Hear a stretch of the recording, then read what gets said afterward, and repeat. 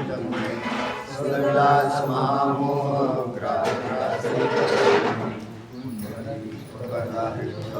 श्री ज्ञानदेव पंढरनाथ भगवान की जय। जगत गुरु तुकाराम महाराज की जय। सब संतन की जय।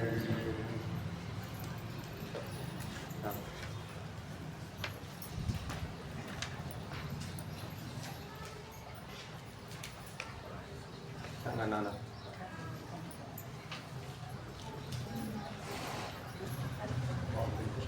मनोराज्याचं निवारण केलं मी काय होणार आहे म्हणून आपला विषय जो चाललेला होता की मनोराज्याचा निराश करा, नाश करावा, मनोराज्य ठेवून, अर्थात मनाने निर्माण केलेले राज्य, तर मनाने कल्पित राज्य निर्माण केलेलं असतं आणि त्या कल्पितावरती जीव जगत असतो.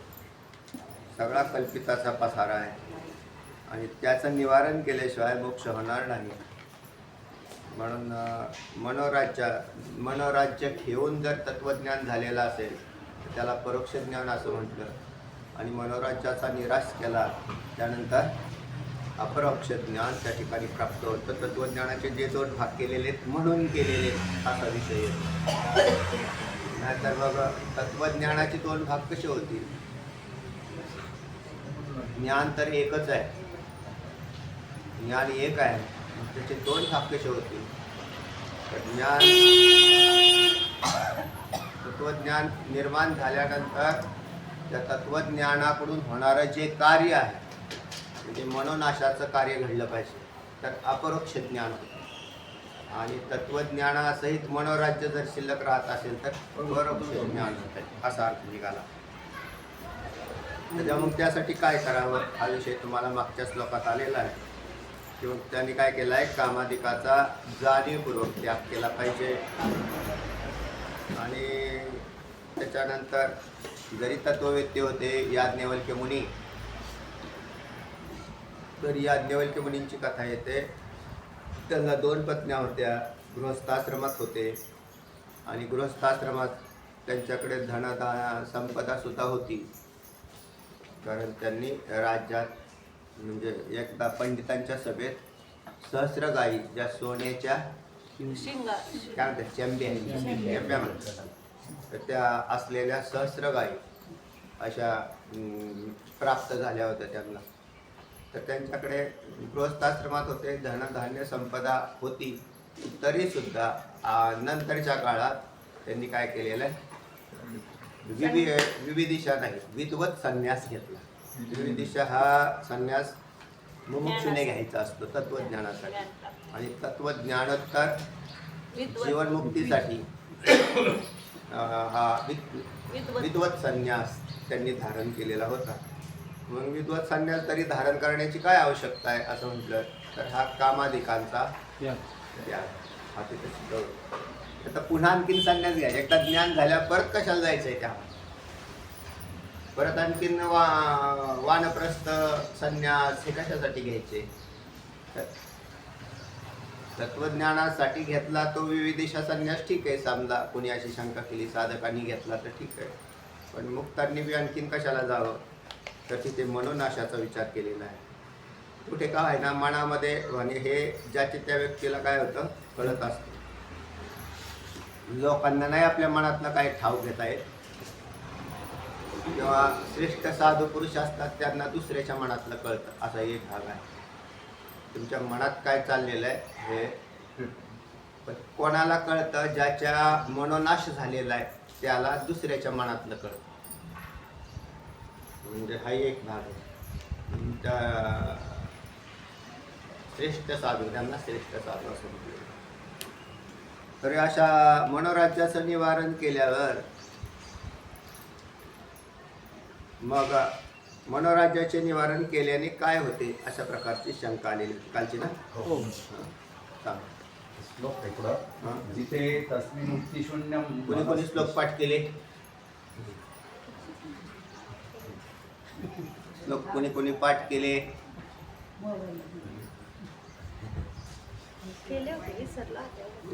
सांगा. ते तस्मिन् शून्यम मनस्थित पदम एतत् पदम वसिष्ठेन रामाय पुरेति केला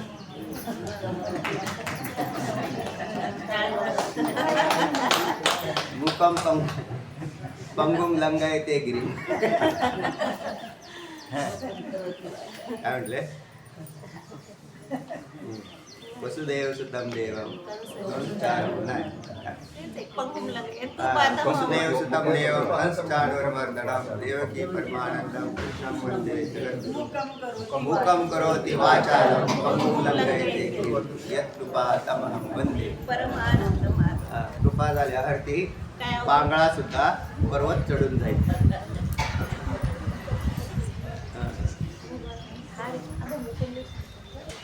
आता सगळे श्लोक पाठ करायच्या.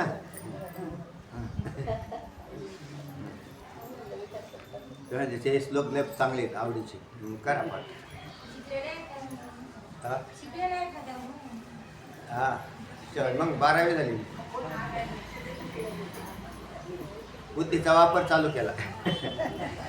जिते तस्मिन् वृत्ती शून्यम जिते तस्मिन् वृत्ती शून्यम मनस्तिष्ठति मूकवत् एतत्पदं वसिष्ठेन रामाय बहुदेरितं.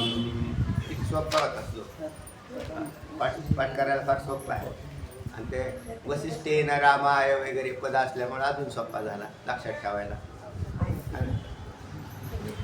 जिथे तस्मिन् वृत्ती शून्यम मनस्तिष्ठति मूकवत् एतत्पदं वसिष्ठेन रामाय बहुदेरितं. सांग. त्या मनोराज्याचा एकदा काही जय झाला असता ते जसं मोठा मनुष्य व्यापार शून्य अवस्थेत राहतो तसं म्हणजे वशिष्ठांनी रामाला संकल्प असा अवस्थानीचा अवस्था पुष्कळ वेळा सांगितली. आता हे मग त्यांनी केलेलं दिसतंय. मुळात सत्वगुण संपन्न असणारे प्रभू रामचंद्र मुळातच सत्वगुणाचाच अवतार, त्यांना सताचा अवतार असं म्हणतात. कपिल मुनी भगवान दत्तात्रयांना चिताचा अवतार असं म्हणतात आणि भगवान श्रीकृष्णांना आनंदाचा अवतार असं म्हणतात. म्हणजे प्रभू रामचंद्र हे सताचे अवतार आहे. ते काय कमी येऊ, त्यांना मनावरती नियंत्रण करायला काय, पण तरीसुद्धा हे मनोराज्याचं नियंत्रण कसं करावं हे वसिष्ठ मुनींना त्यांनी विचारलं आणि वसिष्ठ मुनींनी त्यांना उपाययोजना बी सांगितली. तेव्हा तिथं श्लोक आले तुम्हाला आपण सांगितलेले अगोदर. चला सांगा. जसे एखादा मुका मनुष्य सर्व वाणीचा व्यापार सोडून म्हणजे शब्द शून्य होऊन जातो त्याप्रमाणे जसं म्हणजे आता मनोराज्याचा जय झाला कसं कळालं? अजय म्हणजे कसं कळालं तर मन मुक्याप्रमाणे व्यापार शून्य होऊन राहत. आता त्याच्या मुका जरी असेल तरी त्याच्या अंतर्मनात व्यापार चाललेला असतो, हा भाग वेगळा. पण वाणीचा व्यापार घडत नाही हे सांगायचं. त्याच्या जशा वाणीचा व्यापार शून्य असतो म्हणजे वैखरी वाणीचा व्यापार शून्य असतो तसा मनाचा व्यापार शून्य व्हावा. मनाचा मुख्याचा वाणीचा व्यापार शून्य झाला पण मनाचा व्यापार चालू. पण असा मनाचाच व्यापार जशी वाणी मुख झाली तसा शून्य व्हावा. आणि असं जर झालेलं असेल, आता असं होतं आपलं बरं का, पण झोपेत आपलं होतं का असं झोपल्यावर पण व्यापार करत होते. त्या झोपल्यावर होत आहे याचाच अर्थ आहे आपला हा व्यापार जो चालू आहे तो एकसारखा सकाळी उठलं की इंद्रियांच्या संगतीत सगळे व्यापार अगदी व्यवस्थित चालू होतात. म्हणजे ह्यांना कुठं काय स्टार्ट करावं लागत नाही, बटन दाबावं लागत नाही, काहीच नाही. जागृती आली की हे लगेच सुरू होतं विचारधारा. किंबहुना सुषुप्ती आपल्या स्वप्नापासूनच सुरू होते. स्वप्नामधूनच त्याच्या हळूहळू हळूहळू विचारधारा काहीतरी सुरू होऊन जाते. कारण स्वप्नावस्थेत विचारधारा आहेच. मनोनिर्मित विचारधारा तिथंच आहे ना वासनेच्या द्वारे. आणि मग तिथूनच हळूहळू हळूहळू मग जागृतीत आल्यावरती तर फुल गाडी जोरात सुरू झाली. झोपेच्या वेळेला अज्ञानात ते मन काय होतंय लय पावत असल्याने त्या ठिकाणी आपल्याला अशा प्रकारचा अनुभव येतो.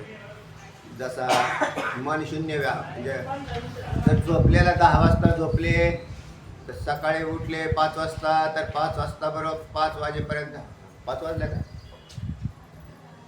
त्याच्याला लगेच 5 मध्ये किती आपलं 6-7 तास किती झोपलं काही कळालंच नाही. म्हणजे वृत्तीशून्य होतं तिथं मन, पण आत्यंतिक नाश झालेला नसतो. तर तेव्हा अशा प्रकारचा अनुभव आपल्याला बी आहे. म्हणजे मुक्याला अनुभव आहे, पण आपल्याला बी अनुभव आहे ना वृत्तीशून्यतेचा. पण असे अजून एक भाग आहे, वृत्तीशून्य असेल त्यावेळेला अधिक सुख आहे. ज्या वेळेला मनपणाला मुकलेलं आहे त्यावेळेला अधिक सुखाला कारण आहे. आणि तसं लहान मुलांचं मन वृत्तीशून्यच राहतं, त्यामुळे ते आनंदीतच राहतं असं मला वाटतं. असतात त्यांचे संकल्प सुरू झालेले असतात, पण त्यांचे संकल्प छोटे असतात म्हणून समाधान. छोटे आई असे दिसते तर त्याला नसता आईचाच संकल्प आहे का नाही सुरुवातीला. आई बाप किंवा ते असे पाहतात ना, ते पाहतात म्हणजे ते काहीतरी अपेक्षित विचार करतात. म्हणजे सुरू होतंय तिथं ते मेमरी, फक्त स्टार्ट नाही झाली काही जोरात गाडी. आणि कारण मग त्यांच्यात दुसरे विचार, त्याला काही नोटा आणायच्यात गोळा करून, त्याला काय घ्यायची जमीन घ्यायला, हे विचार आहेत हे खतरनाक आहे. ते जे झोपलेलं आहे तर ते फक्त दुधाचीच अपेक्षा करते. दूध पाणी दूध असं काय, त्याला फक्त तेवढीच अपेक्षा आहे. संकल्प छोटे संकल्प आहेत, सुरू होतात. त्या अवस्थेतून आपण बी आलेलो आहे. आपल्याला त्याचं ज्ञान नाही की त्यावेळेला असं जर पाठीमाग कधी विचार करत असतो मी की आपल्याला किती लहानपणाचं आठवतं. आपल्याला सगळ्या असं खाली विचार करत गेला की आपल्या बालपणातलं आपल्याला कुठून सुरू होते आठवायला. असं अगदीच रांगताना, उभं राहताना किंवा असं पळताना नाही आठवत, स्मरणात नाही. पण नंतरचा जो 3-4 म्हणजे, कारण माझे वडील 69ला गेले, तिथून त्यावेळेस मला चांगलं स्मरण आहे. म्हणजे 5 वर्षाच्या नंतरचं चांगलं स्मरणात येत आहे. त्याच्या आधी मला एकदा मी आजारी पडलेला आठवतोय. 4 वर्षापासून एकदा पाय मोडलेल्याचं मला, पण आजारी पडलेल्याचं पायाला बांधलेल्याचं आठवतं. मग ती त्यावेळेची घटना साधारण 3 वर्षाची होती, 3 ते 4 वर्षाची. तिथून पुढचं स्मरणात येते थोडं. त्याच्या मागचं आहे ते नाही एवढं स्मरणात येत नाही. प्रत्येकाला असंच असेल, 3-4 वर्षानंतर स्मरणात येतं. त्याच्यात तिथे त्याच्याकडून हे बी विचारधारा चालूच राहते ते बालकाची. म्हणून जन्मल्यानंतर लगेच, कारण ते रडतंय ना, रडणं हे सुद्धा विचारधारेतलाच एक प्रवाह आहे. त्याला काहीतरी कमी आहे तिथे, आणि म्हणून त्याच्याकडून भाग होतो. तर असं आपल्याला मग त्याच्यात असं आहे, वृत्तीशून्य होऊन जर राहिला तर अधिक सुखाला कारण आहे. म्हणून योगी समाधी लावून बसले. त्यांनी तरी दुसरं काय केलं, वृत्तीशून्यतेकडे गेले. पुढे तसं मनाचे अनेक संकल्प असतात भरपूर मनामध्ये, पण तो एखादा जरी संकल्प पूर्ण झाला तरी मग तो आजी त्या ठिकाणी त्याच्या आजी होती जी वृत्तीशून्यवर तयार होते. आता आपण काल पाहिला होता. त्या मनामध्ये नाना प्रकारचे क्षणिकृत्य हीच मनाचे स्वरूप आहे म्हणून क्षणोक्षणाला त्याचे मनात संकल्प तयार होते, हेच त्याचं स्वरूप आहे. हेच त्या मनाचं स्वरूप आहे. प्रत्येक क्षणाला त्याची काय होते, उत्पत्ती होऊन जाते. मागचा पाठ ऐकून घ्या, टाकलेला आहे तो. त्याच्यात तुम्हाला हे सगळे विश्लेषण भरपूर केलेलं आहे, आता नाही करत. पण प्रतिबंधामुळे वृत्तीशून्य झाली की त्याचं मनस्तो जे आहे ते नष्ट होऊन जातं त्याची. आणि तिथं मग परत स्थिती जी आहे त्या अवस्थेलाच आत्मसाक्षात्कार असं म्हटलेलं त्यांनी. या अवस्थेला काय म्हटलेलं आहे, आत्मसाक्षात्कार. मन ताजंतवानं राहून आत्मसाक्षात्कार होत नाही असा अर्थ निघाला. मनाचा बाध झाल्याशिवाय आत्मसाक्षात्कार होत नाही. मग मनाचा बाध त्या व्यक्तीने कसा करावा याच्याविषयी तुम्हाला त्याच्या मागच्या श्लोकात विषय आलेला होता. करावा, आणि मग ज्या वेळेला मनपणाला राहणार नाही, अमन होईल, त्यावेळेला हा आत्मसाक्षात्कार होतो म्हणून सांगताय. मनाचा अमनी भाव झाला की मग द्वैताचा प्रत्यय येत नाही.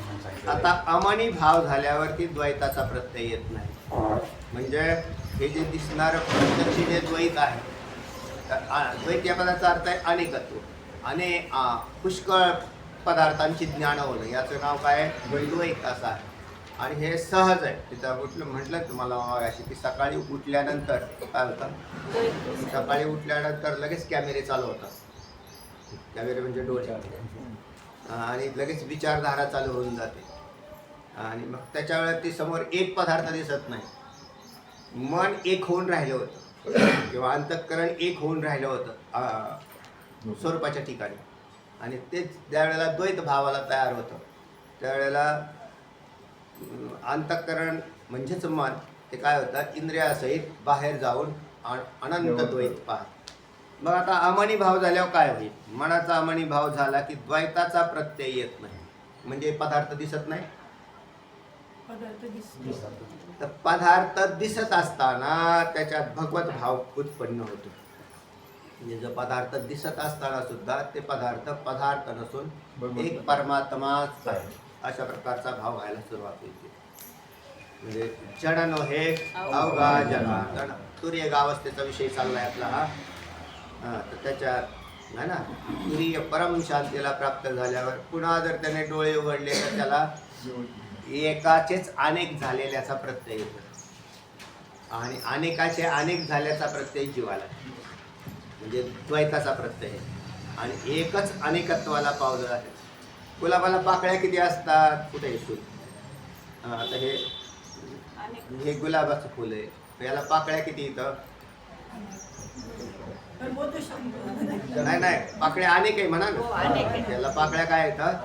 अनेक येतात. आता उन्हाळ्याचे दिवस येते फार बारीक नाही.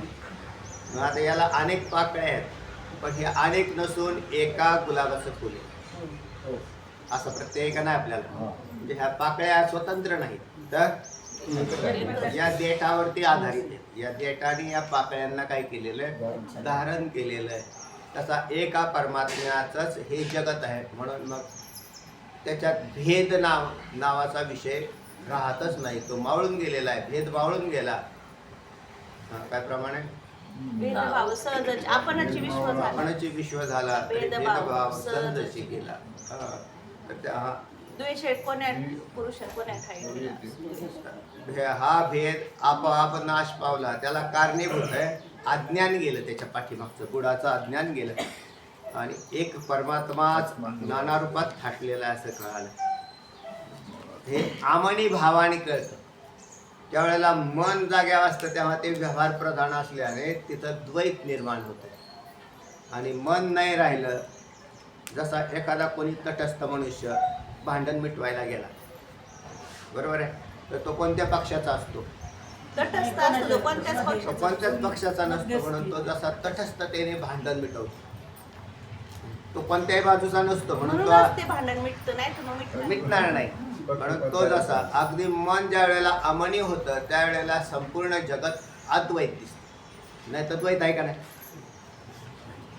तो जर एखाद्याच्या बाजूचा असेल आणि भांडण मिटवाय गेल्यावर तो कोणाचा पक्ष घेत असतो? ज्याच्या बाजूचा आहे त्याला घेत असतो. तर ते भांडण मिटवण्याचं काम नाही.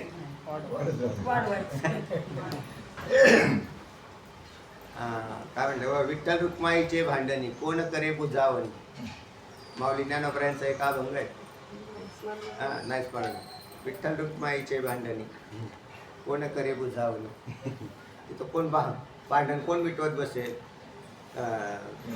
त्याच्यात तटस्थ ज्या वेळेला होईल त्यावेळेला तो जसा त्याचा अधिकारी होतो, तसा मन वृत्तीशून्य होईल त्यावेळेला त्याला द्वैत राहत नाही, तर अद्वैत भावाचा अधिकारी होतो.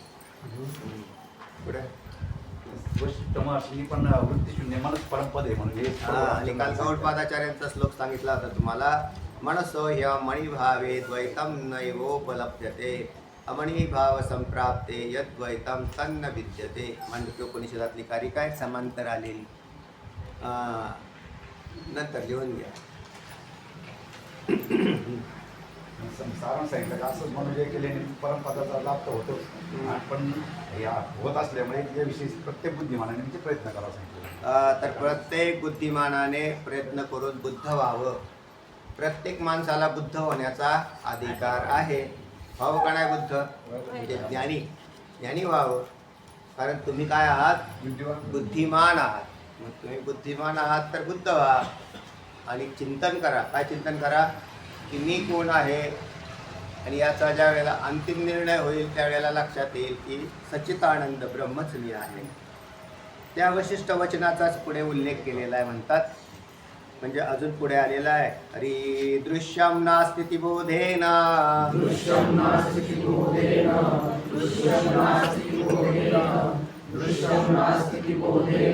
मनसो दृश्यमार्जनम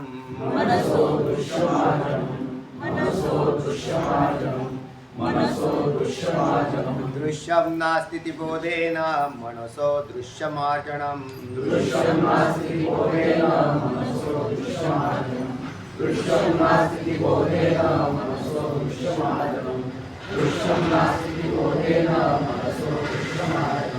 संपन्नं चेत् तदुत्पन्ना परा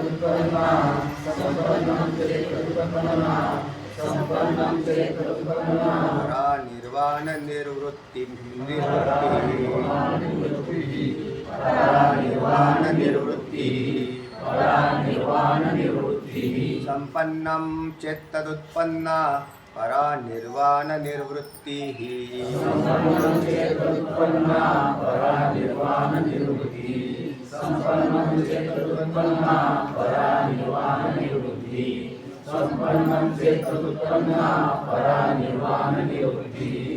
हरि दृश्यं नास्ति बोधेन मनसो दृश्यमार्जनं संपन्नं चेत् तदुत्पन्ना परा निर्वाण निर्वृत्तिः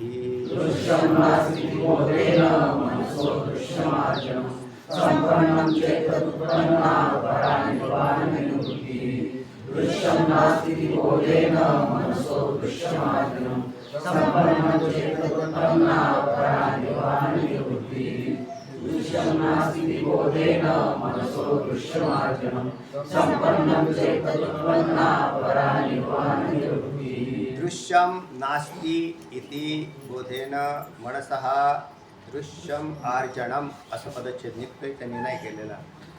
दृश्यमार्जनम म्हटलं तरी चालेल, किंवा दृश्यम आर्जनम संपन्नम चेत तत् उत्पन्ना परा निर्वाण निर्वृत्तिः. दृश्यम नास्ति इति बोधेन मनसः दृश्यमार्जनम संपन्नं चेत् तत् उत्पन्ना परा निर्वाण निर्वृत्तिः. सांगा वारे का. दृश्यम नास्ति बोधेन मनसः दृश्यमार्जनं संपन्नं चेत्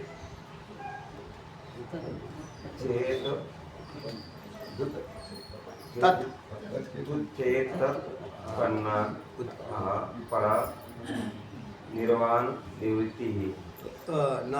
नास्ति इति बोधेन मनसो दृश्यमार्जनं संपन्नं चेत् तत् उत्पन्ना परा निर्वाण निवृत्तिः. परा नाही होत, परा निर्वाण निवृत्तिः. दृश्यम नास्ति इति बोधेन, दृश्य नाही अशा प्रकारचा बोध झाला म्हणजे ज्ञान. बोध पदाचा अर्थ आहे ज्ञान. काय झाला? दृश्य नाही, समोर जे दिसतंय ते दृश्य नाही. तुम्ही चित्रपट पाहायला बसले, टी व्हीमध्ये कितीतरी चित्र समोर दिसतात. आता सध्याला उदाहरण टी व्हीचंच आहे. पूर्वीचा पडदा गेलेला आहे, तर त्या मोठे टी व्ही आली घरामध्ये, त्याच्यात टी व्हीवरचे असं चित्र पाहतं का आहे का त्याच्यात काय? तुम्ही पाहताय ना, तुम्ही पाहताय, चित्र पाहताय, पण ते चित्रात तसं काही नाही, कारण ते अस्तित्वात नाही. हा बोध आहे कोणाला? जिथं तर बसलेलं नाही, तर घरात त्या चित्रात आता ते युद्ध चालू आहे. युद्धाचे ते हे दाखवतात, काय बॉम्ब पडलेले दाखवतात. ते बॉम्ब पडलेले दाखवतात. असा जर बॉम्ब आपल्या घरात पडल्यावर जमल का? दृश्यात तिथं बॉम्ब पडताना पाहिलेत तुम्ही? ते बॉम्ब पडताना ते म्हणजे टी व्ही बंद करा का, आणि बॉम्ब फुटला तर आपल्या घरात जर ती पडला तर कसं काय करायचं? बरोबर असं तुम्हाला वाटतं का? शंका नाही येते वाटत, का? नाही वाटत. का बरं? ते असतं. तुम्हाला बोध आहे, टीव्हीतलं, टीव्ही. तुम्हाला काय बोध आहे? त्याची जी की टीव्हीतलं हे चित्र खोटं आहे, हा बोध आहे. चित्र दिसतंय का नाही? दिसतंय. तसं जगतरूपी चित्र दिसतंय त्या साधूला, पण हे खोटं आहे. खोटं आहे. पण हा बोधामध्ये फार मोठं अंतर आहे बरं. बोधात अंतर आहे का नाही? हो, सत्य वाटतंय आपल्याला. आता हे चित्र दिसतंय म्हणजे मुलं दिसतात, पत्नी दिसते, जमीन दिसते, घरं दिसतात, जग सगळं समाज दिसतंय. हे म्हटले काय आहे? खरं आहे. खोटं आहे. नाही खरं, खोटं वाटतं. तर हे त्या चित्राप्रमाणेच आहे. म्हणजे जागृतीत दिसणारे हे जे सगळे पदार्थ आहेत हे त्या टीव्हीतले जे चित्र आहेत त्या चित्राप्रमाणेच खोटे आहेत आणि याचा बोध आहे. तर हा बोध असं आहे ना, ते तर मनोरूपी पटू फाटे, संसार. मग संसार जे तर संसार चित्र उमटे, तो मनोरूपी पटू फाटे, मग दिंडीमा आटे प्रतिमा नाही. प्रतिमा नाही. माऊली म्हणतात त्या पद्धतीने संसार ज्याच्यावर हे चित्र उमटतं, संसार रूपी चित्र जे तो उमटे तो मनोरूपी पटू फाटे. म्हणजे संसार रूपी चित्र कशावर उमटतंय? मनाच्या पडद्यावर उमटतंय आणि मनाच्या पडद्यावर आवडते वृत्ती किरीटी आधी मनोनी उठी मग वाचा तिठी करासी. माऊली म्हणतात तसं या मनारूपी मुख्य पडदा इथूनच सगळे कार्य हालायला सुरुवात होते. हालचाल सगळी जी काय आहे आपली ती तिथून चालू आहे, मनापासून. तर त्या मनाचा मनरूपी पट फाटला बरोबर ते मग आता काय? मग आता काही नाही. मग त्या व्यक्तीला मनरूपी पट फाटे म्हणजे बाधित झाला इथला साधूच्या चित्तातला जे तत्ववेत्ता पुरुष आहे ज्यांनी मनोनाश करून घेतलेला आहे. आणि मग तो समोर जगाला पाहायला गेल्यावर काय दिसेल? तर चित्र दिसतंय, कारण त्याची इंद्रिय ही बाधित यंत्रणा काम करते. आत्मज्ञान तत्वज्ञान झाल्यावर माणसं आंधळी होत नाही किंवा बहिरी होत नाही, पण कान असून बहिरे असलेला, डोळे असून आंधळा असलेला है ना, इंद्रिय असून त्या इंद्रियापासून वेगळा असणारा असा साधू आहे. पांगळा म्हटलं त्याला. तर या अशा प्रकारची वृत्ती ज्या ही इंद्रिय काय झाली? निकामी बनलेली. ती का बनली निकामी? इंद्रिय नाही का? इंद्रिय आहे, तर त्याच्यात अशा प्रकारची कुठलीच बुद्धी राहिलेली. सत्यतेबद्दल हा? म्हणा सत्यता टीव्हीचं जसं सत्य प्रातिभाषिक सत्ता आणि हा पाहतो व्यावहारिक सत्य, तसे जग सुद्धा म्हणजे प्रातिभाषिक आणि पाहणारा हा परमार्थिक सत्यतून पाहतो. बरोबर आहे ना. अधिष्ठानाची नजर आली त्याला आणि अधिष्ठानाच्या नजरेतून त्या ज्या वेळेला पाहिलं, मुळात एक यंत्र बिघडलं. या सिस्टीम मध्ये एक यंत्र आहे सगळ्यात मोठं. सगळे जीव तर परमात्मा आहेत ह्याच्यात काही शंका नाही राहिली. सगळे सच्चिदानंद ब्रह्म आहेत इथेही काही शंका नाही. मग त्यांच्यात ह्या जीवांना जीवपणाला कोणी आणलेला असेल तर मनाने आणलेलं. आणि मग त्या मनच जिथे बाधित झालेलं आहे त्यावेळेला त्या मनापासून होणारी पुढची क्रिया बंद पडलेली, ती बाधित झालेली. आणि मग ती बाधित झाल्यावर अधिष्ठान आहेत. अधिष्ठान कधी बाधित होत नाही. अधिष्ठानच मग ते ज्या वेळेला अधिष्ठानाच्याच त्याच नजरेतून पाहायला लागले म्हणून यालाच बोध असं म्हटलं. म्हणून चांगला दृष्टांत हाच आहे आपल्यासमोर की जसा हा टीव्हीचा पडदा त्याच्यावर नाना चित्र दाखवतो, पण पाहणाऱ्याला त्याचं तसं काही वाटत नाही. त्याच्यामध्ये सर्प निघाला म्हणून हा लगेच काय घरातली काठी शोधत नाही. टीव्हीत सर्प दाखवला असा मोठा, ते म्हणजे काढा काठी आणा काठी आणा, ठीक आहे सर्प काढायची गरज नाही, तो खोटा आहे. फक्त त्याला पाहायचं. अकराळ विकराळ असो कसाही असो, दृश्य सुंदर असो किंवा दृश्य कुरूप असो, त्या दोन्हीही दृश्याशी माझा संबंध नाही. दिसणारं दृश्य म्हणजे ते कसं असेल तसं असेल. सुरेख किंवा काय म्हटले रूपाचे भ्यासूर अथवा सुरेख रूपाचे हे दोन गुण. मग ते दिसताना भ्यासूर दिसलं काय आणि सुरेख दिसलं काय, दोन्ही सुद्धा खोटे हे त्यावेळेला कळालं. आणि मग त्याच्यामुळे त्याची इंद्रिय काम करत नाही, वृत्ती काम करत नाही तिकडे. पाहतो तो, पण मग काही नाही, हा परमात्माच अधिष्ठानाची नजर आहे तयार. काय म्हणतात ऐका. मग म्हणून दृश्य नाही अशा ज्ञानाने वाचून जायला पुढे फार सोपं आहे, पण त्याचा अर्थ ज्ञात व्हायला कठीण आहे. मनसः दृश्यमार्जनम संपन्नम चेत, मनसः मनापासून दृश्यमार्जनम दृश्याचा निराश जर त्यांनी काय केलेला आहे, संपन्नम दृश्याचा जर निराश केला, मनापासून जर निराश केला, तर तत्परा निर्वाण निवृत्ती ही उत्पन्न तर ते अतिशय निर्वाण निर्वृत्ती ही वृत्ती काय झालेले, निर्वृत्ती झालेले, अर्थात अशा स्थितीमध्ये उत्पन्न काय उत्पन्न, मोक्ष सुख निष्पन्न झाले असे जाणावे. त्या अतिशय वृत्तीत काय उत्पन्न झालं, मोक्ष सुख निर्माण झाला असं जाणावं म्हणतात. चला ऐका. दृश्यं नास्ति बोधेन मनसो दृश्यमार्जनं संपन्नं चेत् तदुत्पन्ना परा निर्वाण निवृत्तिः.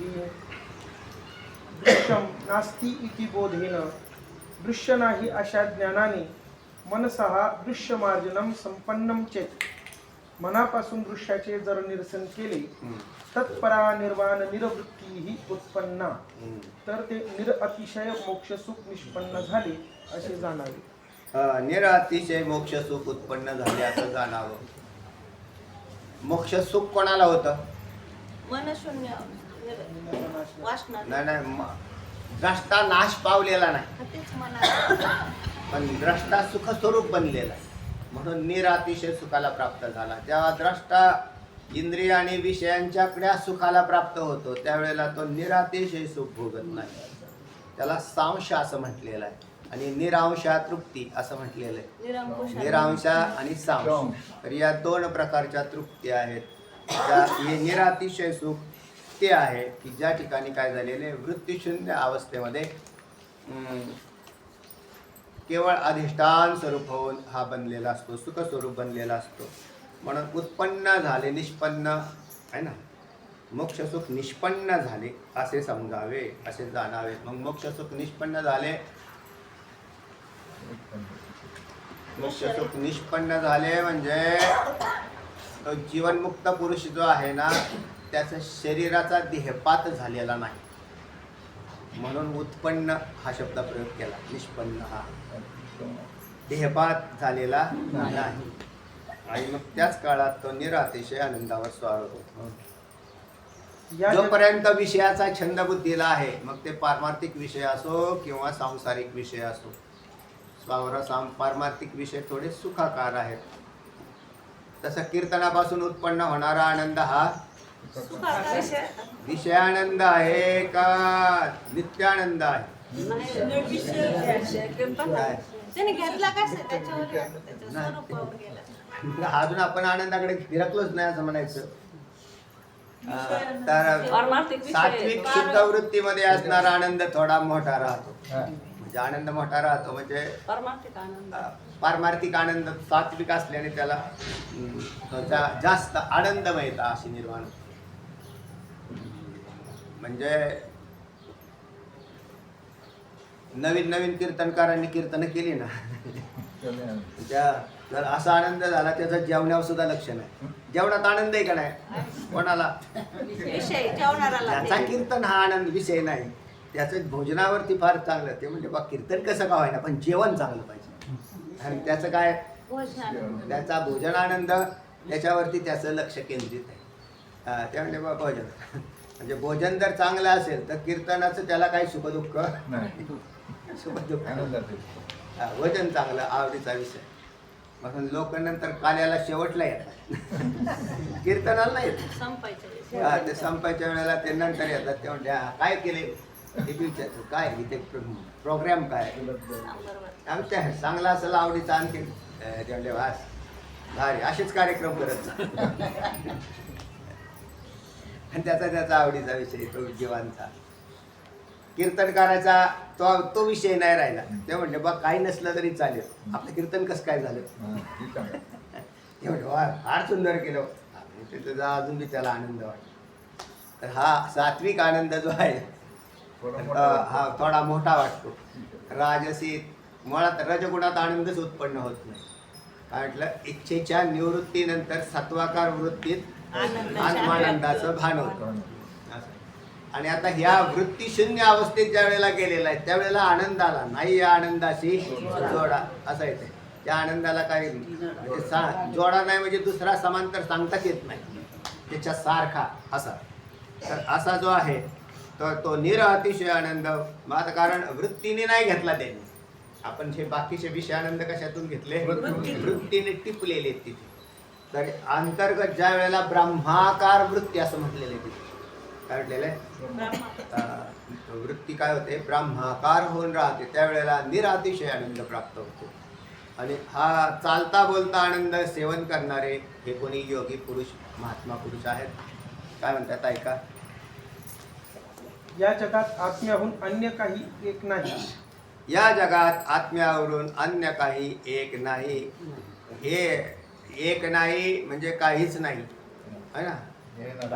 न इह नाना अस्ति किंचन. वेदाची सृष्टी काय आहे, नेह नाना अस्ति किंचन. आली का तिथं. न म्हणजे नाही, इह म्हणजे हे जे काय दिसतंय, नाना म्हणजे अनेकत्व, अस्ति म्हणजे असणं, किंचन म्हणजे किंचित सुद्धा नाही. न इह अस्ति नाना किंचन. नानात किंचित सुद्धा नाही म्हणजे द्वैत किंचित सुद्धा पण कोणाला. आणि ते म्हणले तुम्ही लिहिलेलं ह्याचा तर इथं सगळा आम्हाला विरोधच येतोय. हे झाडं सुद्धा एका वनस्पतीमध्ये सुद्धा नाना भेद आहेत. माणसांच्यात सुद्धा कितीतरी भेद आहेत. माणसांच्यात भेद आहेत का नाही. म्हणजे दिसायलाच माणसांच्यात भेद आहेत. सारे सगळ्या भेदानेच युक्त आहे. सगळी सृष्टी भेदाने युक्त आहे. एका वनस्पतीमध्ये सुद्धा अनेक भेद आहेत. म्हणजे एका वनस्पती म्हणजे नारळाची झाडं नुसती घेतली तुम्ही, नारळाचं झाड, जास्वंदीची फुलं किंवा लिंबाचं झाड यांच्यात भेद असलेला कोणता आहे हा, सजातीय.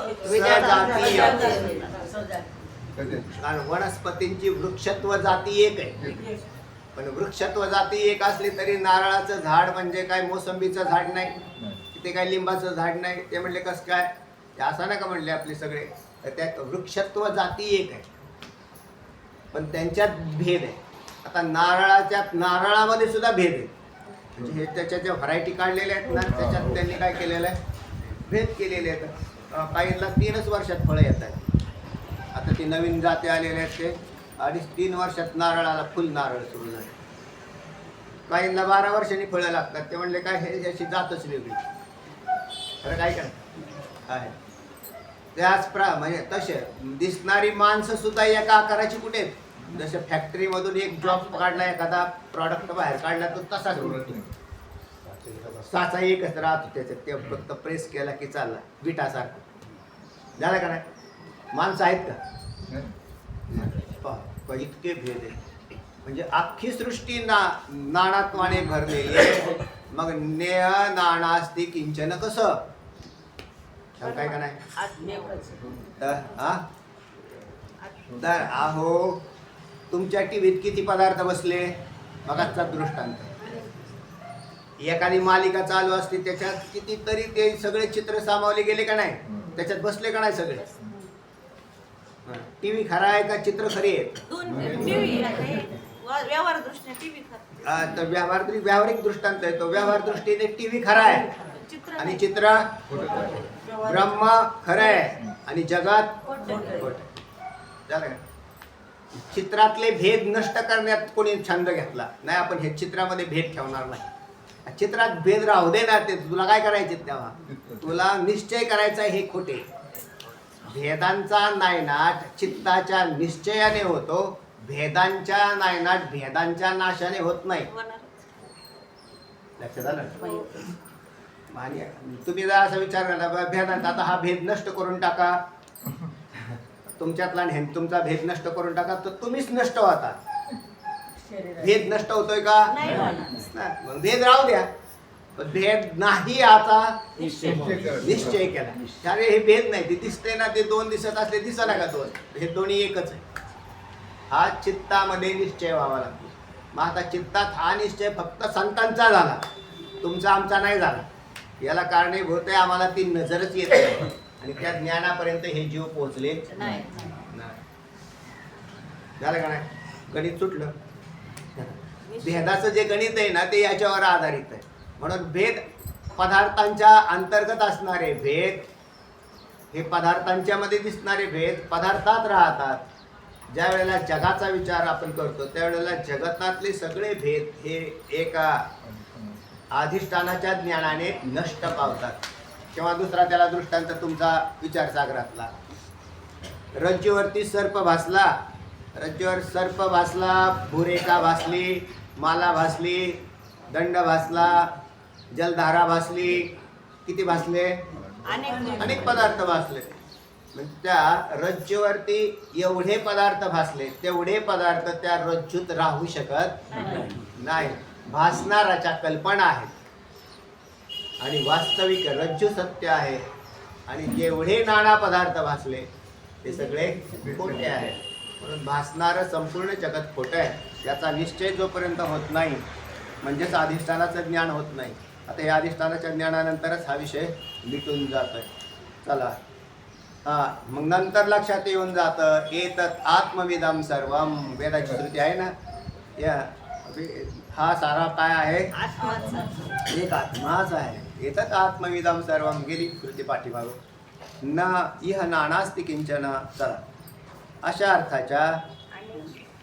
अर्थाच्या अनेक श्रुती असल्यामुळे हे भासणारे दृश्य नाहीच असे निश्चयपूर्वक समजावे. भासणारे दृश्य नाहीच हे निश्चय. का दृश्यामध्ये ढवळाढवळ करायची तुम्हाला? दृश्यामध्ये नाही ढवळाढवळ करायची काही, कारण ते नाहीच आणि तुम्हाला ती करता बी येणार नाही. दृश्यात आपल्याला ढवळाढवळ करता येत नाही. फक्त आपल्याला एवढं करता येतं, आपल्या हातात काय आहे ते लक्षात घ्या. निश्चय करायचा. आपल्या हातात निश्चय करायचा की टीव्हीत दिसणारे सगळे चित्र जसे खोटे आहेत तसं दिसणारं सगळं जगत खोटं आहे. आणि हा निश्चय कसा होईल? अधिष्ठानाचं ज्ञान झाल्यानंतर होतोय. तुम्हाला टीव्हीचं ज्ञान न होता चित्राचं ज्ञान जर झालं तर तुम्ही फसता. कारण त्याला तुम्हाला अधिष्ठान कळा ना त्याचं. आपण साधारण जर पाठीमाग ते टीव्ही का ते म्हणजे काय नुसतीच चित्र दिसतात असे, आकाशात नुसती अशी चित्र तयार केली तरी लोक पावसाळून जातो. ते म्हणजे ह्यांना आधार काय? म्हणजे हे तर खरं दिसतंय बघ, खरं नाही ते. आता ह्याच्यावर ते करतात काय म्हणतात त्याला, रेझरवरती ना चित्र निर्माण करता येतात आकाशात. त्याचं ते मशीन जर नाही दिसलं ते म्हणजे आकाशात चित्र दिसतंय असं. टेक्नॉलॉजी विज्ञानाचा पराक्रम. पण ते तुम्हाला जोपर्यंत ते कळणार नाही तोपर्यंत त्याला आधार नाही. खरं आहे ना ते म्हणजे ती काय आकाशातून असे समजा तिथून असं चित्र दाखवले, एखादा साधू पुरुष वरून खाली आलेला आहे, साधू दिसते म्हणजे आलेले आकाशातून आलेले नाही, ते तयार केले, त्याला माहिती त्यांनी मशीनच्या द्वारे तयार करता येतात. तसाच प्रकार आहे इथं सुद्धा. हे जगत जे आहे ते जगत नाहीच, दृश्य नाहीच असे निश्चयपूर्वक समजावे. आणि एकदा अशी दृढ समजूत होऊन मनावरील वाचा अशी दृढ समजूत होऊन मनावरील दृश्यांविषयीचा संस्कार नष्ट झाला. संस्कार नष्ट झाला. हा संस्कार नष्ट होत नाही. हा आपला अनादिकालापासून चालू आहे. आत्ता बी अभ्यास चालू आहे. या तुम्ही गप्पा माराय बसले तरी दररोज अभ्यास चालू आहे सगळा. त्याच्यामुळे हा दृश्याविषयीचा संस्कार नाश पावत नाही. पण दिसणारा अहो हेच एक दृश्य आहे. मी जे तुमच्या समोर बोलतोय ना, जे शरीर घेऊन हे दृश्य आहे, ते वास्तव नाही. जसं तुमचं शरीर मला दिसतंय ते एक दृश्य आहे. मी दिसतोय हे काही खरं आहे का? फक्त सांगणारे खरे आणि बाकीचे खोटे ते सांग. ते दिसतंय ना हे सारं दृश्य खोटं आहे असा निश्चय करा आणि त्या संस्कारांचाही नाश करा. वाचा असा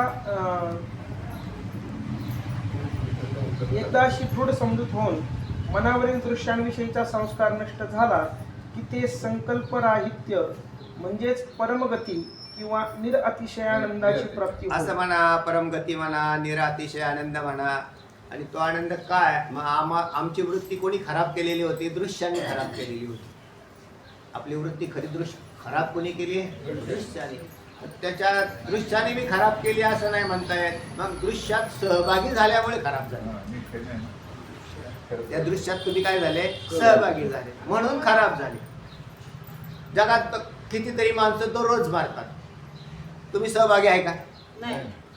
ते म्हणजे का असं असं असं असं कुठे गेले म्हटले? ते म्हणले गेले बा तिकडे, ते कोणीतरी राहत होते, तिकडचा माणूस असा असा गेला. हां हां असं गेला. बरं बरं. तुमच्यावर कुठं काय परिणाम झाला? याचं कारण आहे तुमच्या त्या दृश्याशी काय नाही संबंध नाही. आणि ज्याच्याबरोबर संबंध आहे, जसा अण्णा म्हणायचे पत्नी मेली म्हणून दुःख झालं का नाही? का आवडती पत्नी मेली म्हणून दुःख? आवडते संबंध. म्हणजे त्याने कशाचा संबंध लावलेला आहे? आवड. त्याच्याशी संबंध. एखादी त्रास देणारी पत्नी मेली, हा आपली पत्नी मेली, गेली का? बरं झालं. कारण हा याला दररोजच ताणच होता, त्या ताणातून हा काय झाला? मुक्त झाला. जसे माणसं बी तसेच आहे बरं का. हे प्रेम असंच आहे, ज्यांच्यापासून ज्या वेळेला जास्त स्वार्थ असतो, म्हणजे संबंध स्वार्थात जोडलेला असतो, मग तिथे तुम्हाला दुःखाची अधिक जाणीव होताना दिसते. आणि ज्याचा काही संबंध नसतो तिथं तर तो किती बी मस्तपैकी भाषण देतो, श्रद्धांजली वाहतो, व्यवस्थित वाहतो, परत दुसऱ्याला म्हणतो ओ रडू नका. आणि तुझा संबंधच नाही काय. बरोबर आहे का? चला, म्हणून दृश्याबरोबर संबंध ठेवणारा हा मूर्ख आहे. कोण? संबंध. लक्षात आलं ना? दृश्याबरोबर संबंध ठेवणारा. ही माझी पत्नी आहे असं म्हटलं की काय झाला? संबंध ठेवला. जगात अनेक स्त्रिया आहेत, पण त्यांनी हिला काय केलेलं आहे? पत्नी केलेलं आहे. मग त्या पत्नी, ही माझी पत्नी आहे, हा माझा मुलगा आहे. उद्या तो पदार्थ कालवश झाला, नाश पावला की तो परत टाकायला लागला. म्हणजे का असं असं झालं, मुलगा गेला. असं मुलगा गेला कोणाचा? माझा. हा संबंध आहे त्याच्यामध्ये आतमध्ये आलेला. मग त्या संबंधाने, म्हणून दृश्याबरोबर संबंध ठेवणारा. बरं, दृश्य कसं आहे? खोट आहे. लक्षात येत आहे ना? ब्रह्मसत्यम जगन्मिथ्या जीव ब्रह्मैव नापरः असं तुम्ही 10 वेळा ऐकलं. 1000 वेळा ऐकलं. 1000 वेळा ऐकलं. आणि दृश्याचा संबंध तोडला नाही. नाही. उलट दृश्याबरोबर संबंध वाढवत चालले लोक. दृश्याशी संबंध वाढवत चालले. आणि दुःखाला कारण हेतू कोण आहे? दृश्य. सुंदर विवेक केला का नाही? द्वैत विवेक या प्रकरणाचंच नाव आहे ना. ह्या चला, हा सिद्ध झाला का नाही? एवढं सगळं आता याच्या हे अवतरण सुरू झालं, संपलेलं आहे प्रकरण. थोडेच लोक पुढे. तस्मात मनाला संकल्प शून्य करून सोडणे, बस हाच मोक्ष नावाचा चौथा पुरुषार्थ आहे असे बस समजा. बस. मनाला काय करणं? संकल्प शून्य करून टाकणं. आणि हे करता येणं तुम्हाला संभवनीय आहे, शक्य आहे. मनाला संकल्प शून्य करता येणं शक्य आहे. कसं करता येईल? पहिल्यांदा संकल्प जिथून निर्माण होतात ना, त्याला थोडा वेळ तरी बंद करा. म्हणजे त्या फोनला दिवसभरात असं बंद करून टाकत जावं, पाठाला बसल्यावर बंद करत जावं. करते का नाही? संकल्प करा. तुम्हाला ते लगेच असं समजा एखाद्या पाठात अशी रिंग आली तुम्हाला फोनची, मग ती काय होईल? विक्षेप तर होईल, पण त्याच्यामधून त्याला विक्षेप होईल असं नाही, सगळ्यांनाच विक्षेप होतो त्याचा. तर त्याने तो काय केलेला आहे? तो त्याच्याशी संबंध जोडलेला आहे, म्हणून त्याच्या संबंधाला तो सारखा राहतो. तेवढेच नाही, कीर्तन चालू असताना कीर्तनात महाराज फोन घेतात. 2 मिनिटात ते कारण 2 मिनिटाचं बोलायचं आहे ना, 1-2 मिनिट.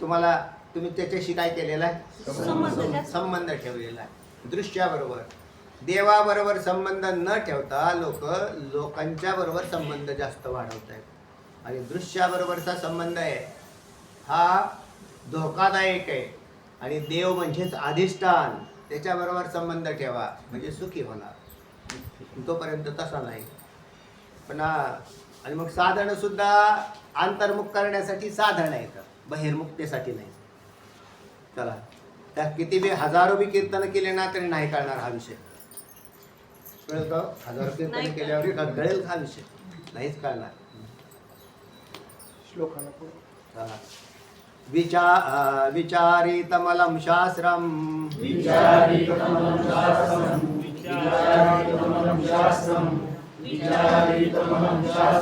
चिर्मुद्राहितं मितः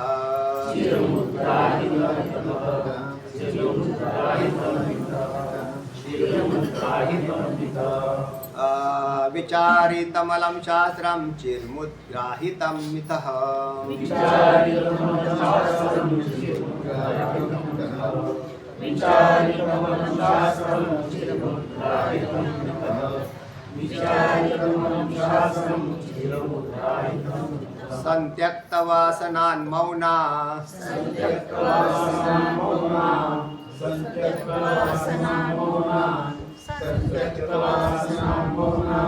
ते नास्त्युत्तमं पदम्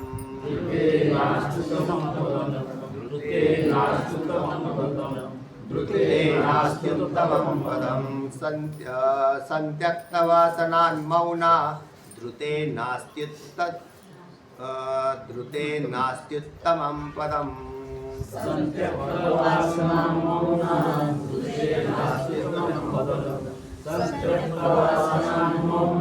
धृते नास्त्युत्तमं पदम् संत्यक्तवासनान् मौना धृते नास्त्युत्तमं पदम् विचारयितमलं शास्त्रं चिन्मुद्राहितं मिथः संत्यक्तवासनान् मौना धृते नास्त्युत्तमं पदम्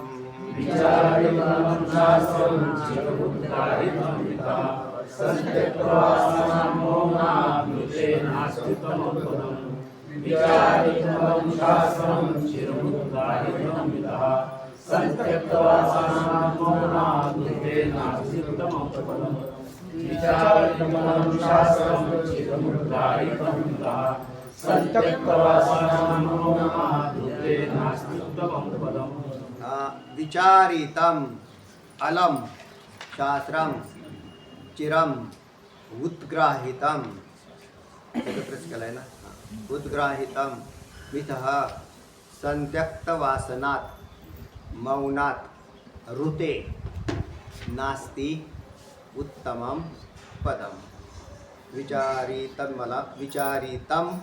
अलम शास्त्रम चिरम उद्ग्राहितम मिथः संत्यक्तवासनात् मौनात् ऋते नास्ति उत्तमं पदम. सांगा गाडी येत आहे.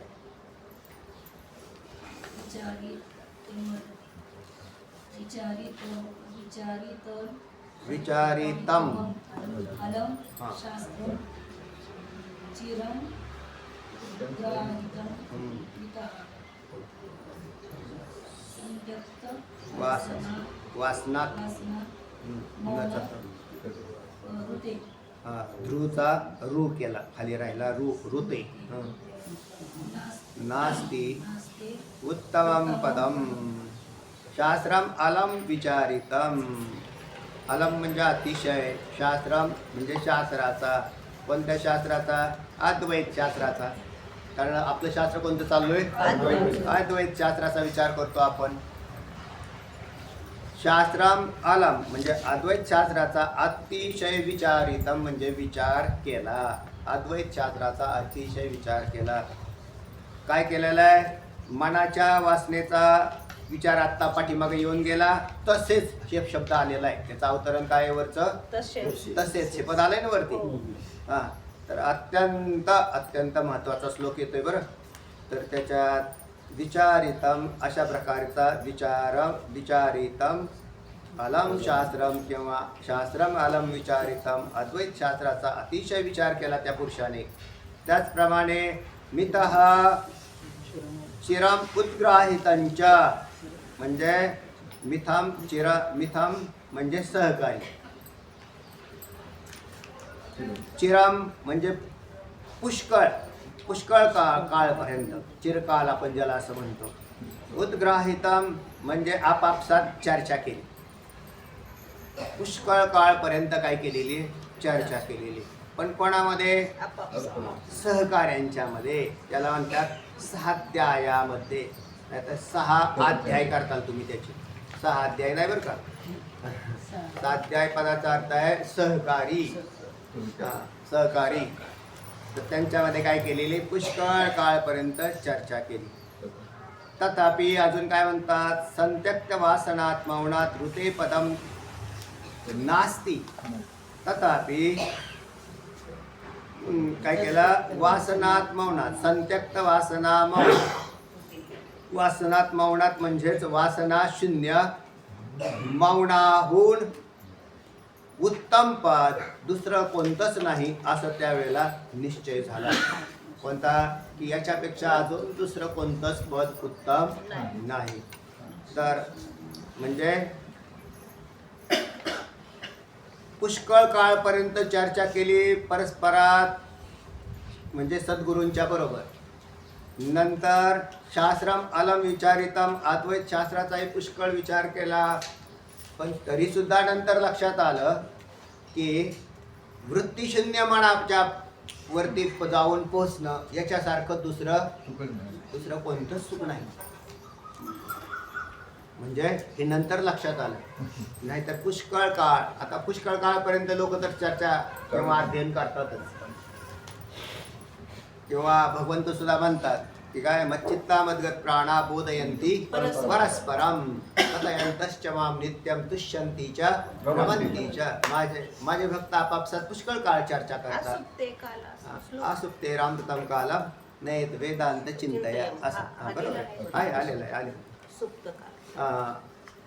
तेव्हा अशा प्रकारचा विचार केला. पण मग असं जरी झालं तरी नुसता विचार हा सुख देत नाही. विचाराने सुखाची प्राप्ती होते. पण विचार शून्य स्थितीमध्ये जाणं आणि विचार करणं याच्यामध्ये अजून पुढचा आहे. विचार करणं यालाही सात्विक सुखाचा लेप लागले. सात्विक सुख आहे.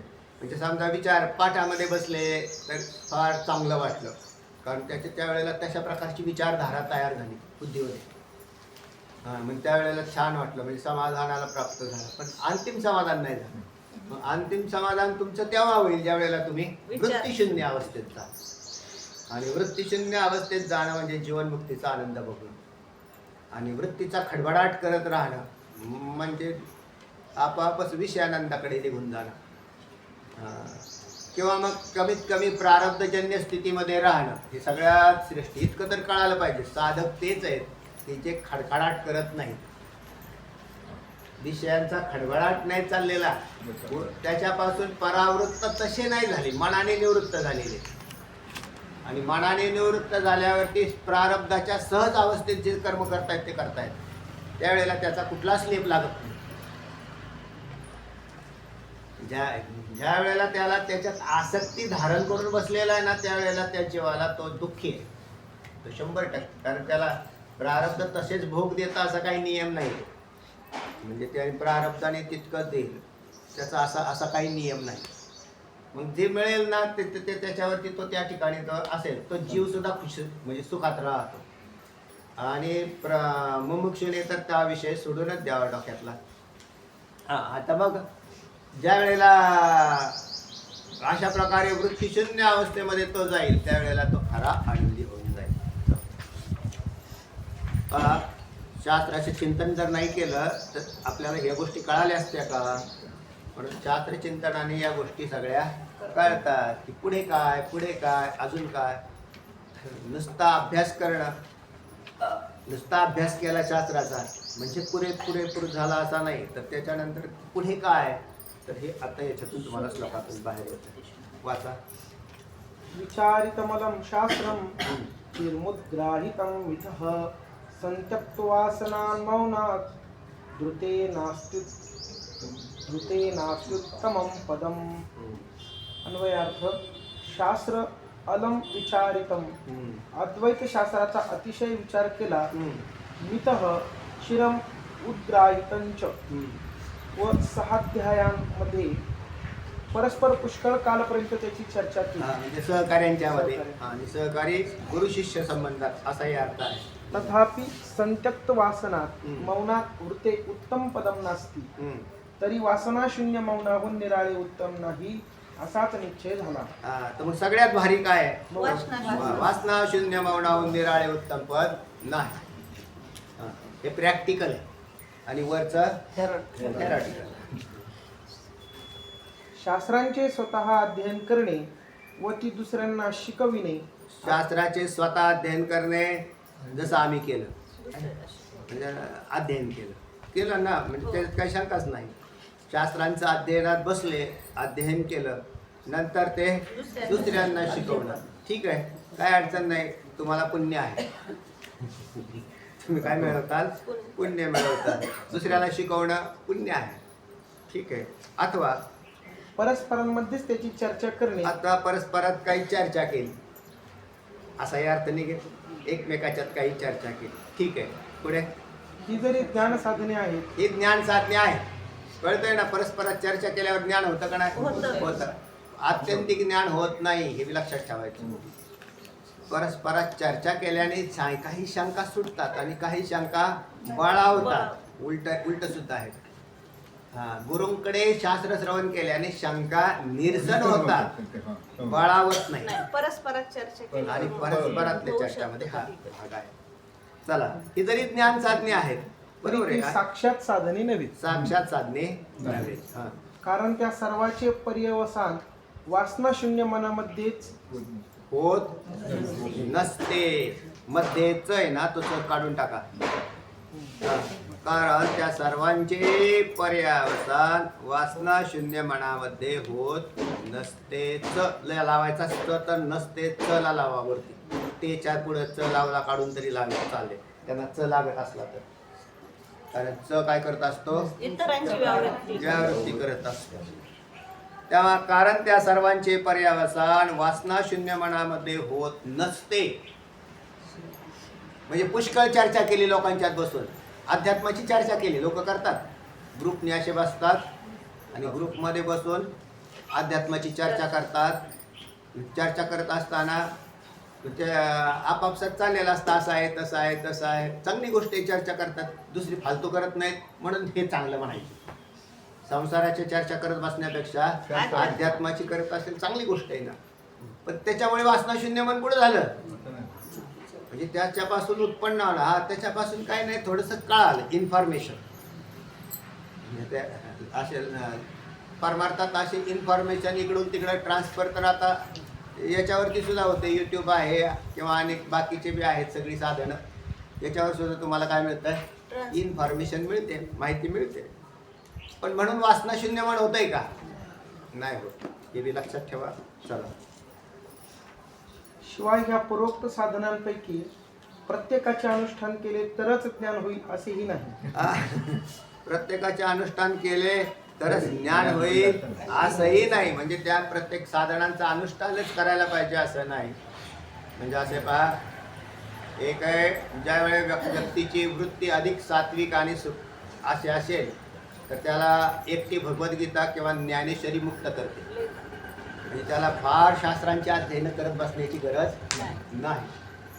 अध्ययन करायचे ते चावट बुद्धी आहे ना, ह्याच्यानंतर काय, ह्याच्यानंतर काय, ह्याच्यानंतर काय, असं ज्यावेळेस करते त्या माणसाला जास्त शास्त्राच्या अध्ययनाची गरज लागते. नाहीतर तेवढ्या अध्ययनाची आवश्यकता नाही. उलट जास्त अध्ययनाने बुद्धी पावसळते. ते कारण अजून आपले हे बरेच चार राहिले सोडवायचं, ते तेवढं सोडून घ्यावं, घे सोडून, जा पुढे. त्याच्यापेक्षा आहे आता थोडेफार जे आहेत शास्त्रांची अध्ययन केली मर्यादित, तितकी पुष्कळ झाली. पण त्यांनी काय केला? निश्चय केला आणि वृत्तीशून्य मन केलं. संपलं नाव काम त्याचं, त्याचा विषय संपला. ज्याच्यासाठी, म्हणून ज्यांनी पुष्कळ काळ साधना केली त्यांना सुद्धा ज्ञान होईलच असं नाही. पण मौनाची स्थिती तशी नाही. मौनाची स्थिती तशी नाही. मौन या पदाचा अर्थ नुसतं बडबड न करणे हे नाही बरं का. आता त्यालाच मौन म्हणून बसतात. मौन या पदाचा अर्थ काय आहे? वृत्ती शून्य. याला मौन म्हटलंय. नाही तर गप बसण्याला सांगितले महाराजांनी आमच्या, मौन करायचं. ते काय, ते गप बसतात, नुसतेच गप बसतात, कागदावर लिहून देतात. हा, मऊ नाही काय केलं मऊ नाही हा, ठीक आहे. काय आतमध्येच सगळी धारा सगळी तशीच चालेल तोंड बंद केले त्यांनी हा हा उलट जास्त खवळा काम क्रोधे खवळती असं नको व्हायला काय म्हणतात ऐका. जबरदस्तीने कुठं कोण दोन नाही नाही उलट सहजतेने झाली पाहिजे अहो कमी बोलायचं हे मला ठरवलंय ना मीच ठरवायचं ना बोलायचं किती बडबड करायची काही माणसांच्या अशी जबरदस्त आल्या ना तिथे एवढे बडा बडा बडा बडा बडा चालू करून देतात आणि आपण नुसतं हो हा हो हो हो चले आता हे नाराज झाले नुसतं चला आपल्या निघून काय काय माणसं ते काय काही माणसं अशी फाल बोल घेवडी राहतात पाहुण्यांच्यात बी आहेत तसे वेगवेगळे काय आहेत. एकदा सुरू केला ना पट्टा नुसतं ऐकत राहायचं तुम्ही बाकी तुम्ही मध्ये बोलायचं दुसऱ्याला बोलून देत हा आमचे महाराज आहेत नाही चला त्याची ज्ञानाला अत्यंत आवश्यकता असते यास्तव वशिष्ठ रामचंद्राला म्हणतात रामचंद्रा गुरूंची शुश्रूषा करून कितीही जरी शास्त्र अध्ययन केले गुरूंची शुश्रूषा करून म्हणजे सेवा करून कितीही जरी शास्त्र अध्ययन केले किंवा परस्परांमध्ये त्याविषयी परस्परामध्ये म्हणजे गुरुबंधू मध्ये आता इथला अर्थ काय झाला गुरुबंधू असं शास्त्राने सांगितलंय की सहोदर प्रेमे भजे गुरुसेवका सहोदर प्रेमे भजे माऊलींची ओवी ज्ञानेश्वरी गुरुसेवका बरोबर म्हणजे गुरुसेवक म्हणजे गुरुबंधूंनी आपापसात भांडणं करू नये असा नियम आहे हो आहे ना नंतर त्यांनी काय केलं पाहिजे म्हणजे त्या प्रत्येकाबरोबर प्रेम ठेवावं कारण गुरूंच्या दृष्टीने सगळे समान असतात गुरुकुल स्वजनो हा, असं ते हा, तेराव्या अध्यायातले हो. ओवे ते पाहून घ्या गुरुसेवका सहोदर प्रेमे भजे हा आरती ओवी बरोबर सांगितली गुरु तीर्थ गुरु माता गुरु पिता गुरुक्षेत्र काय हो? तिथं ओवे आलेले आहेत. गुरुबंधू तिथे आलेले आहेत पहा तर त्याच्यात आलेले आहे गुरुसेवका सहोदर प्रेमे भजे एकमेकात प्रेम. श्री गुरूंचे द्वार ते जे जयाचे परमस्थान गुरुसेवका सहोदर प्रेमे भजे ही ओवी पुढे त्यांनी स्वतःच केलेले ते द्वार गुरु वाचा रामचंद्रा गुरूंची शुश्रूषा करून कितीही जरी शास्त्र अध्ययन केले किंवा परस्परांमध्ये म्हणजे गुरुबंधूंमध्ये त्याविषयी प्रश्न परस्परामध्ये असं हा परस्पर दोन्ही बी अर्थ लागतात म्हटलं ना मग गुरु शिष्य किंवा गुरु बंधू हे दोन्ही अर्थ लावले आपण त्याविषयी प्रश्न प्रतिवचने करून ते बी तिथेच आहे कारण ते समांतर असतात म्हणजे प्रत्येक काय होतं हे अण्णा म्हणायचे की त्यांना काही विषय कळायचा नाही मग कळायचा नाही तर त्यांच्यात ते जगन्नाथ बुवाजी होते ते हुशार होते विद्वान आणि त्यांना तो विषय कळायचा मग त्यामध्ये ते काय करायचे त्यांना विचारायचे तर ते अण्णांचं वाक्य आहे ते म्हणायचे मला महाराजांकडून जे कळत नाही ना त्याच्यापेक्षा चांगलं ते सांगायचं त्यांची उंची किती होती आणि मग ते काही प्रश्न नाही करायचे पाठात नुसते असे डुक्क असायचे ऐकायचे सगळं आणि नुसतं ऐकलं तरी त्यांना ते सगळं तर त्याला पूर्वपुण्य म्हणतात बरं की कोणाला शास्त्र कोणाला कळतं तेव्हा आणि त्याला ते सगळं कळायचं तेव्हा मग अण्णांना एक आधार झाला होता की नाही महाराजांकडून कळालं कारण महाराज होते तापट मग काय करत होतात ते असे खवळायचे ते मग ते आपले गप्प बसायचे त्यांना एक आधार सापडला ते मग ते त्यांना म्हणायचे जगन्नाथ बुवा मला ते सांगा ना हे काय काय काय झालं ते म्हणायचे हे असं असं झालं असं असं हे असं आहे वे मला नाही कळालं होतं असं ते प्रत्येकाच्या बुद्धिमत्तेचा बी काही विशेष भाग आहे चला पण आता यांच्यात सुद्धा परस्परामध्ये याविषयी प्रतिप्रश्न वचने करून दीर्घकाळपर्यंत जरी स्वतःचे समाधान करून घेतले तरी बाबा हे म्हणजे ऐका पुढे काय म्हणतात समूल वासना त्याग ज्यामध्ये झाला आहे अशा मना वाचून उत्तम पद नाही. हा हे विषय सांगायचा होता. बाबा रे, समूल वासना त्याग. कारण गुरुजींनी त्यांचं काम केलं. कोणतं काम केलं? त्याला आत्मज्ञान दिलं, ज्ञान दिलं, पण त्या ज्ञानाचं प्रॅक्टिकल त्यांनी करायला पाहिजे होतं, ते केलं नाही. म्हणून त्याला अशा मना वाचून उत्तम पद प्राप्त होत नाही. म्हणजे नुसतेच शास्त्राचं अध्ययन करत राहिला. हे भारद्वाज ऋषींचं उदाहरण सांगितलं होतं तुम्हाला. भारद्वाज मुनींनी सामान्य इतका होते, पुष्कळ आयुष्य सगळं खर्च केलं, सगळं आयुष्य संपलं, तरी त्यांचं ते अध्ययनच चालू आहे. अध्ययन चालू आहे, पण तुम्ही स्थिती कधी बांधायचे? नाही अध्ययनातलं एक वडील हे पाठ करू का, तो श्लोक पाठ करू का, इकडचा श्लोक पाठ करू का, म्हणजे श्लोक पाठ करत जा, पण त्याच्यानंतर पुढे काय हे पाहिलं पाहिजे ना.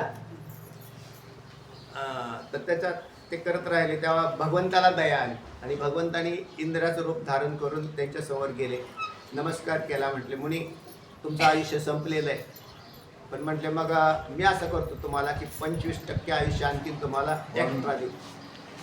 तर ते म्हटले चालेल, मग तर भारीच काम झालं. म्हटले मग तुम्ही काय करतात? म्हटले काय ना, वेदाचं अध्ययन, म्हणजे वेदाचं अध्ययन करेल मी. ते म्हटले तुम्ही केलेला अध्ययन आणि असलेल्या वेदाचा भाग हे तुम्हाला माहितीत का? ते म्हटले नाही, जवळजवळ आपला होत आलाय. तुम्हाला काय माहिती होत आलाय का नाही आला? त्याने आले तुम्ही केलेला अध्ययन. त्यांनी काय केलं? म्हटलं मी आधी तुम्हाला वेद दाखवतो, आणि वेद प्रगट करून समोर दाखवला सगळं. बापरे बापरे बापरे. आणि त्याच्यात म्हटले याच्यातलं तुमचं ह्या काय एवढं झालं, म्हणजे 5-6%, 4%, आणि बाकी राहिलेलं एवढं शिल्लक आहे. म्हटले मग याच्यात 25% आयुष्यात एक्स्ट्रा बोनस दिलं तरी बसतंय का? मग त्यांनी नमस्कार केला. म्हटले मी काय करायला पाहिजे? म्हणजे आधी विचारायला पाहिजे मी काय करायला. लोक आपल्या आपल्या मनाने कार्यक्रम चालू करून दिलेले, मी काय करायला पाहिजे तुम्ही विचारा ना गुरुजींना. त्यांनी सांगितलं की म्हणजे याच्यात तुमचा तुम्ही केलंय ते पुष्कळ होऊन गेलेलं आहे. म्हटले ते 4% ना, त्याच्यात मोक्ष होईल, मोक्ष त्याच्यात होईल, पण तुम्ही प्रॅक्टिकल काही नाही केले. तर तुम्ही काय करा? वासना त्याग करा. तर हे करायला सुरुवात करा, मनोजय करा, आणि हे जर केलं तर काम होऊन जाईल. तो बोध दिला. चला काय म्हणतात ऐका. म्हणजे ब्रह्म व आत्मा एक आहे अशा सतत चिंतनाने सर्व द्वैताचा व त्याच्या विषयीच्या वासनांचा निरोध झाल्यामुळे ब्रह्म व आत्मा एक आहे. तत्त्वम असी, त्वम तत् असी, तेच परमात्मा मी आहे. अहम ब्रह्मास्मी, मी परम चैतन्य स्वरूप आहे. हा काय? सतत चिंतन, सतत चिंतन. मी कोण आहे? परमात्माच आहे. तुम्ही कोण आहेत? मग आम्ही त्या परमात्म्यालाच विठ्ठल म्हणतो. तुम्ही कोण आहेत? विठ्ठल आहे. विठ्ठल विठ्ठल म्हणजे नुसता असा विठ्ठल नाही, विठ्ठल वेगळा, मी वेगळा. तर तुम्हीच कोण आहात? विठ्ठल. काय म्हणजे तुका बरं आहे? देवाची बरे, देवाची बरे. तुका म्हणे खरे तुम्ही कोण आहात? देव आहात. मग मी देव आहे याचं मला ज्ञान व्हायला पाहिजे ना. तेव्हा चला काय म्हणतात, चला आपली वेळ संपली. सर्व द्वैताचा व त्याच्या विषयीच्या वासनांचा निरोध झाल्यामुळे वृत्तीशून्य झालेले मनच परमस्थान होईल. तात्पर्य मनोवृत्ती. पहिल्यांदा वृत्तीशून्य असं मन होणार नाही. पहिल्यांदा जो विषयाचा छंद बुद्धीत घेतलाय ना तो टाका. पहिलं एक काम करा. पहिला जो बुद्धीने विषयाचा छंद घेतलाय ना तो टाका. इथून सुरुवात इथून करावं लागेल ना. प्रारब्धजन्य अवस्थेत पहिल्यांदा जगायचा प्रयत्न करा. मनाला वासनांचं खतपाणी घालू नका. नाही काय नाही पाहिजे मला, आणि हे करता येतं ना. मी नेहमी सांगत राहतो, अहो अन्न वस्त्र आणि निवारा मला 3 गरजा लागतात. म्हणजे मला दररोज गुलाबजामुन लागतात खायला. काय लागतंय? साधी भाजी भाकरी लागते, अंगावर वस्त्र लागते, साधारण वस्त्र लागतंय, आणि राहायला साधारण घर लागतंय. बस माझ्या गरजा संपल्या. आणि एवढे देवाने दिलेले आहे तुम्हाला. कोणता जीव उपाशी असता? का करत नाहीत हे? फालतू पसारा जो पडलेला आहे ना ते वाढवत चाललेले. हा ज्या वेळेला नव्हतं, समाज आपला खाली होता ना, त्यावेळेला परिस्थिती बरोबर वाईटच होती त्यावेळेला. पण आज सगळ्यांची स्थिती चांगली आहे ना, मग यांनी करायला नको का? पहिले अन्न पाणी नव्हतं, ही वस्तू मी पाहिलेली डोळ्यांनी, म्हणजे आम्हालाच नव्हतं. विचारा ना जुन्या लोकांना काय होती अवस्था. आज अन्न आहे, पाणी आहे, निवारा आहे, सगळं आहे, मग तुम्ही का असे? जास्त भोग वाढले, वस्तू गुंतलेल्या. सणाला जे समाजसेवक आहेत ना त्यांनी उपकार केले बरं का, खरे उपकार आहेत का नाही, समाजावर उपकार केले का नाही समाजसेवकांनी, त्यांना शिक्षण दिलं, त्यांना व्यवस्थित बनवलं. आता बनवल्यानंतर पुढचे उपकार साधू संतांचे आहेत, हे लक्षात विसरता कामा नाही. साधू संतांनी काय केलं, त्यांना मुक्त करण्याचं, कारण शिकलाच नाही तर कळल कसं, हा एक प्रश्न होता. शिकले ना तुम्ही, शिकलेल्या ज्ञानाचा वापर करा ना. तर तेव्हा अशा, म्हणून म्हटलं डायरेक्ट वृत्तीशून्य मन नाही होणार. आधी आपल्याला कळायला पाहिजे की आपल्याला कुठपर्यंत या संसारात काम करायचंय. आपल्याला काही नाही काम करायचं, संसार बंद करून टाकलेला आहे. अशी ज्या वेळेला स्थिती होईल, आता इथे सगळे बंद करणारच आहेत. तरुण माणूस काय दिसत नाही, बंद पडले, गाड्या बंद पडल्या, पण काय करायचं त्याच्यात काय, पुढच्या पिढ्या करतील करायची त्या. तुम्ही जर त्यांना सहकार्य करत बसले ना तर काहीच कामाचं नाही. कारण ते म्हणतील बरं झालं आजी आली. आजीने हे करायचं की माझं काय होणार आहे पुढं. नातू आजीचं कल्याण करू शकत नाही, मुलगा करू शकत नाही, कोणीच करू शकत नाही. तुम्ही त्या फंद्यात पडू नका. आज्या जास्त आहेत म्हणून म्हटलं, बाकी हे तर पुढचे नाहीतच. त्या भानगडीत नाही पडायचं. किंवा अंग कसं काढून घेता येईल याचा विचार करता आला पाहिजे आपल्याला. कोण बंद करून ठेवत जा. सर्व द्वैताचा व त्याच्या विषयीच्या वासनांचा निरोध झाल्यामुळे वृत्तीशून्य झालेले मनच परमस्थान होईल. परमस्थान होय. तात्पर्य, मनोवृत्तीचा निशेष लय झाल्या वाचून आत्मसाक्षात्कार होणे शक्य नाही हे सिद्ध झाले. बस काय सिद्ध केलं, मनोवृत्तीचा निशेष लय झाल्या वाचून आत्मसाक्षात्कार होणे शक्य नाही. आणि याचा अभ्यास करावा. त्याचा पूर्व अभ्यास होऊन गेला, तर तत्वज्ञानाचा अभ्यास फार करण्याची गरज नाही राहिली. त्याच्यात काही शंका आहे का हो, असं विचार आपल्या मनाला. तुम्हाला काही शंका आहे का, मी परमात्मा आहे नाही याच्याविषयी तुम्हाला कुठली शंका राहिली, मग तुम्हाला आत्मसाक्षात्कार व्हायला पाहिजे. का होत नाही त्याची विशेषता दिली. म्हणून द्वैताचा निराश नाही पण ते तुमच्या बुद्धीत झाला, म्हणून द्वैत निराश करून घ्या. कसा करून घ्या, हा उत्तम सगळे 2-4 श्लोक आहेत. पुन्हा 3-4 वेळा अध्ययन करा. मागचा जो पाठ झालेले आहेत ना 2-4-5, पुन्हा पहा, पुन्हा. पण हे सगळ्यात काय मौल्यवान आहे. पुढे अहो, पण याप्रमाणे वृत्तीशून्य चित्त प्रारब्ध कर्मामुळे विक्षिप्त झाले असता त्याच्या प्रतिकाराचा उपाय कोणता म्हणून विचार. आता तुम्ही म्हणता अहो पण वृत्तीशून्य चित्त प्रारब्ध कर्मामुळे, आताच तुम्हाला म्हटलं मी, प्रारब्ध कर्म काय करतंय, हा म्हणजे सुनबाई नातवाला आणून ठेवती बघा. आता हे काय झालं, प्रारब्ध आलं म्हणजे महाराज काय करायचं आता, म्हणजे काय नाही पण त्याच्यात जीव गुंतवून ठेवू नका. पुढे जाऊन सांगतील ते प्रारब्ध कर्म काय सारखा विक्षेप नाही निर्माण करत. आपल्याला बराचसा वेळ असतो पण आपण त्याचं काय करतो, आणि थोडीशी सवय लावल्यावर ते बी ठरवतात की नाही. आता लोक हरिपाठाला येत नाही. हरिपाठाला काय येत नाहीत, गुंतलेले आहेत ना सगळे. येतात का हरिपाठाला, आहेत का लोक, का हरिपाठाला येत नाहीत, गुंतले. किंवा घरी तरी करतात का, प्रत्येक जण करतो का घरी हरिपाठ, नाही करत. तुम्हाला बाहेर निघण्यासाठी ती साधना होती का नाही, ती करायला पाहिजे ना. घरी चिंतन करतात का, झोपण्यापेक्षा झोपतात का चिंतन करतात, घरी चिंतन काय म्हणजे करतात, काय करतात पण तुम्ही. तर असं जर केलं तर मग आता तुम्ही म्हणले प्रारब्धाने झोपलो महाराज, असं करू नका. तर प्रारब्ध भिन्न आहे. त्या प्रारब्धामुळे काही गोष्टी ज्याला नाकारल्यानंतर पुढे येतात याला प्रारब्ध म्हणतात. प्रारब्ध कसं आहे, तुम्ही नकारता देऊन बघा ना, नाहीतर मग वासना राहते तिथे. झालं का. प्रारब्ध कर्मामुळे विक्षिप्त झाले असतात त्याच्या प्रतिकाराचा उपाय कोणता म्हणून विचाराल, तोही सांगणार आहे पण पुढच्या वेळेला. पुंडलिक वरदा हरी विठ्ठल श्री ज्ञानदेव तुकाराम पंढरीनाथ भगवान.